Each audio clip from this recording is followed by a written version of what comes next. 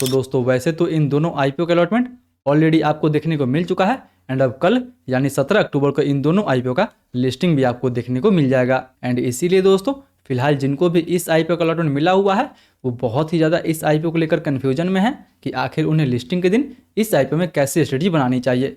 क्या उन्हें इस आईपीओ को होल्ड करनी चाहिए या फिर सेल करनी चाहिए। तो अगर सेम कन्फ्यूजन दोस्तों आपके मन में भी है तो ये वीडियो बिल्कुल आपके लिए है, क्योंकि इस वीडियो में हम लोग बात करेंगे कि क्या हमें इस आईपीओ को लिस्टिंग डे के दिन सेल करनी चाहिए या फिर होल्ड करनी चाहिए। एंड हाँ दोस्तों साथ ही साथ हम लोग बात करेंगे इस आईपीओ में फ्रेश एंट्री के बारे में, ताकि जिनको भी इस आईपीओ का अलॉटमेंट नहीं मिला हुआ है या फिर जो लोग भी इस आईपीओ में अप्लाई नहीं किए हैं, क्या उन्हें इस आईपीओ में फ्रेश एंट्री बनानी चाहिए या फिर नहीं बनानी चाहिए। फ्रेश एंट्री बनानी चाहिए तो शॉर्ट टर्म का व्यू लेके हमें इस आईपीओ में फ्रेश एंट्री बनानी चाहिए या फिर इवन लॉन्ग टर्म का व्यू लेके हमें इन दोनों आईपीओ में फ्रेश एंट्री लेनी चाहिए। तो आप दोस्तों बस इस वीडियो के अंत तक बने रहें ताकि ओवरऑल लिस्टिंग के दिन आपको इन दोनों आईपीओ में कैसी लिस्टिंग डे स्ट्रेटजी बनानी चाहिए उसका एक बेटर अंडरस्टैंडिंग मिल सके। तो फिर चलिए बिना आपका समय गंवाए सीधा वीडियो में आगे बढ़ते हैं। लेकिन उससे पहले दोस्तों अगर आप इस चैनल पर नए हैं तो कृपया चैनल सब्सक्राइब कर इस वीडियो को एक लाइक जरूर दीजिए। अब चलिए आगे बढ़ते हैं और सबसे पहले बात कर लेते हैं इन दोनों आईपीओ के लेटेस्ट जीएमपी के बारे में, ताकि आपको पता लग सके कि इन दोनों आईपीओ में आपको कितना ज़्यादा प्रॉफिट हो सकता है। तो अगर सबसे पहले दोस्तों बात करें रूबिकॉन रिसर्च के बारे में तो फिलहाल इसके ग्रे मार्केट में वही लगभग 30% के आसपास डिमांड बना हुआ है।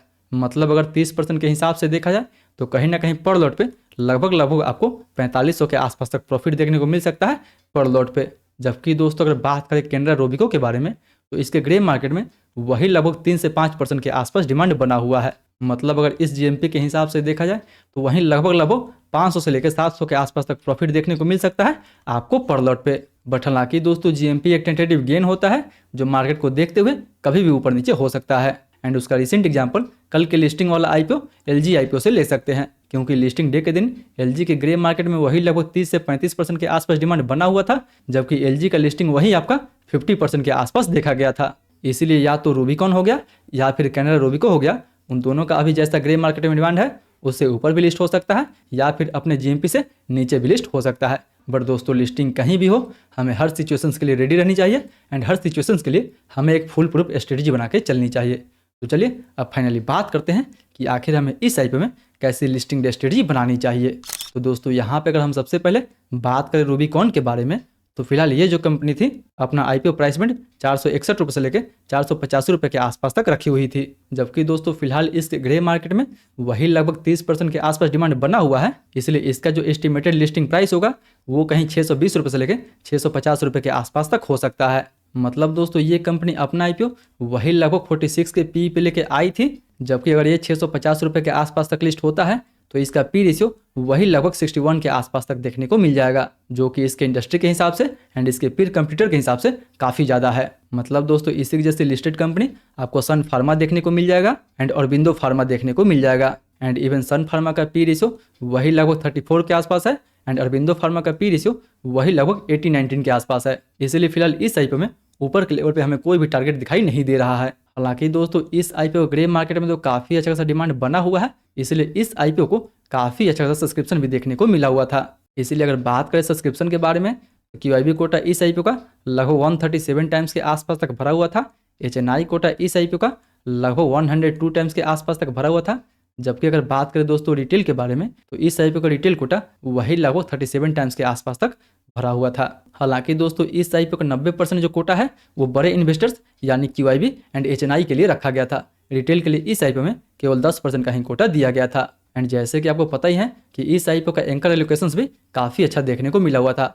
इसके एंकर एलोकेशंस में काफ़ी अच्छा एंड काफ़ी जाना माना आपको नाम देखने को मिल जाएगा, जैसे HDFC mutual fund, ICIC mutual fund, Kotak mutual fund, Fidelity fund, Nomura, Goldman सैक्स या फिर इवन कैनरा रोबिको का भी नाम इसके एंकर एलोकेशंस में देखने को मिल जाएगा। इसीलिए दोस्तों अगर इन सारे डिमांड को देखते हुए अगर ये आईपीओ 650 रुपये के आसपास लिस्ट होता है एंड मार्केट इवन अच्छा रहता है तो मैं भी कहीं ना कहीं ये आईपीओ लगभग 700 के आसपास तक जाने का कोशिश कर सकता है। हालांकि दोस्तों 50 रुपये के लिए तो हमें इसमें फ्रेश एंट्री नहीं लेनी चाहिए, क्योंकि इस आईपीओ में आगे हमें ज़्यादा ग्रोथ देखने को नहीं मिल रहा है। क्योंकि अगर ये 650 रुपये के आसपास लिस्ट होता है तो इसका वैल्यूएशन जो है वो दोस्तों पीक पे चला जाएगा। इसलिए इस आईपीओ में फ्रेश एंट्री आपको काफ़ी सोच समझ कर ही लेनी चाहिए। बट वहीं जिनको अलॉटमेंट मिला हुआ है वो चाहे तो इस आईपीओ में अपना प्रॉफिट भी बुक कर सकते हैं, क्योंकि दोस्तों आपको तो पता ही होगा कि इस कंपनी का 99% जो रेवेन्यू है वो अमेरिका से आता है। एंड आपको तो पता ही होगा कि अकेले ट्रंप ने पूरे मार्केट को हिला के रखा हुआ है। इसलिए इंडिया के बारे में थोड़ा सा भी ट्रंप कुछ बोलता है तो उसका असर सीधा इस कंपनी पे भी आपको देखने को मिल जाएगा। एंड वैसे भी ये कंपनी फार्मा सेक्टर से बिलोंग करती है एंड ट्रंप द्वारा इंडिया के फार्मा सेक्टर पे ऑलरेडी 100% का जो टैरिफ है वो लगा दिया गया है। इसलिए इस आईपीओ में अभी के लिए प्रॉफिट बुक करना एक काफ़ी बेटर डिसीजन माना जाएगा।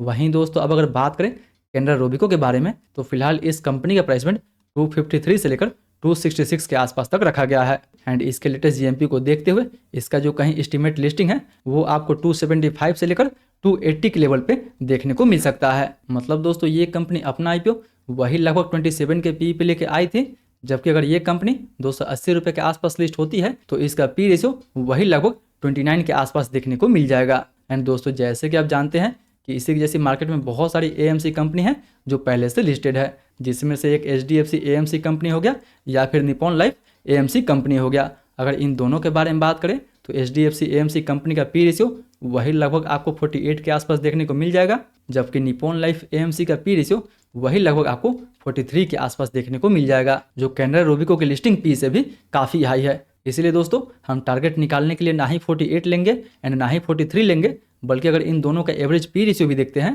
तो वो भी लगभग आपको 45 के आसपास देखने को मिलेगा। बट यहाँ पे हम 45 भी ना लेके 35 ही लेते हैं तो भी नियर टर्म में शॉर्ट टर्म में ये जो आईपीओ है वो आपको 350 का लेवल दिखा सकता है। मतलब दोस्तों अगर मार्केट अच्छा रहा तो इस आईपीओ में ठीक ठाक आपको मूवमेंट देखने को मिल सकता है। हालांकि दोस्तों दोनों आईपीओ का मूवमेंट जो है वो मार्केट के कंडीशन पर डिसाइड करेगा।